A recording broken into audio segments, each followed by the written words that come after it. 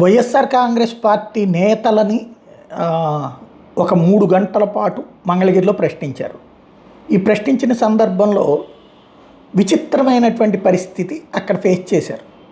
వాస్తవంగా ఒక 32 ప్రశ్నలతో కూడినటువంటిది, 32, 35 ప్రశ్నలతోనూ ఒక లిస్టు రెడీలో పెట్టుకుని ఉన్నారు. అడిగారు.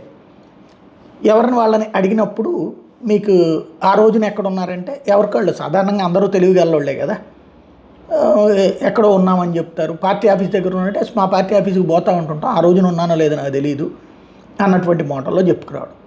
ఇక్కడ ఫర్దర్ క్వశ్చన్స్ దగ్గరికి వచ్చేటప్పటికి వీళ్ళు గమనించినటువంటి పాయింట్ ఏంటంటే, ఈ ప్రశ్నలు అడిగిన తర్వాత ఈ ఆన్సర్స్ తీసుకున్న తర్వాత సదరు అధికారి లోపలికి వెళ్తున్నారు, మళ్ళీ కొత్త ప్రశ్నలు కొన్ని వేస్తూ ఉన్నారు.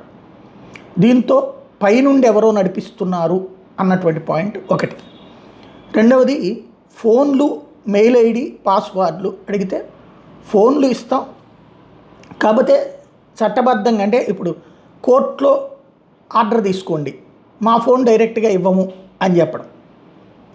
అదే సందర్భంలో లేదు 2-3 రోజుల్లో ఇస్తామంటే అది మీరు కోర్టు ద్వారా ఆర్డర్ తీసుకోండి, కోర్టు అయితే మాకు పాస్పోర్ట్లు సరెండర్ చేయమంది, ఫోన్లు ఇవి సరెండర్ చేయమని చెప్పలేదు అని చెప్పడం.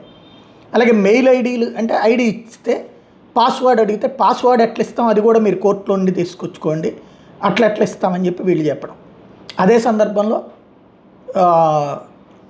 దాడికి సంబంధించినటువంటిది మీ పాత్ర ఉంది, మీ అనుచరులు ఉన్నారు అంటే ఉంటే అరెస్ట్ చేయండి, దాంట్లో మాకేంటి సంబంధం, అనుచరులు అని మాకు ఎవరో ఉండరని వీళ్ళు చెప్పడం అన్నటువంటిది అక్కడ జరిగింది అన్నది ప్రధానంగా వినబడుతుంది. అయితే ఈ సందర్భంలో పోలీసు అధికారులకి పరోక్ష హెచ్చరిక, ఎప్పుడూ రోజులు ఒక్కలాగా ఉండవు అన్నటువంటిది హెచ్చరించారు అన్నటువంటి మాట అయితే వినబడుతోంది.